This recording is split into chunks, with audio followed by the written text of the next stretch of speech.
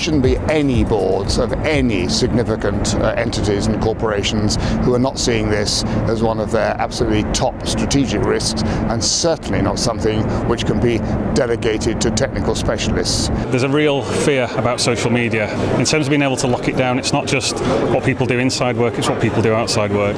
I think we've seen lots of reports in the press around individuals providing too much information on social media in terms of their own identity, but equally as important is not disclosing information about work on social media. We think all companies should have to tell their customers and tell the regulator when they've had a breach.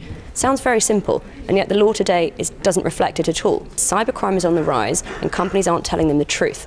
Eventually there's going to be an effect there, and the ultimate end is going to be consumers are going to lose confidence. So I think the government's got to crack down on this, companies have got to be honest, and consumers have got to get more aware. There isn't consensus around what the impact will be.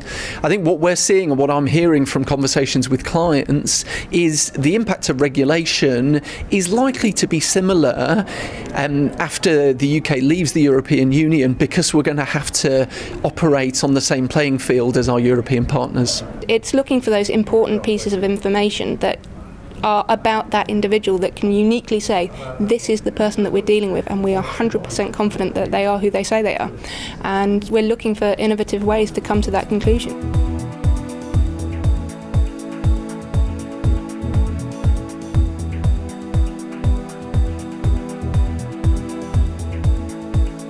There's a lot of onus on local government to move to self-service, and for us it's a relatively new market. So to come along here and see the sort of market offers that Call Credit can give us as background security checks and verification is vital for us to take our services forward.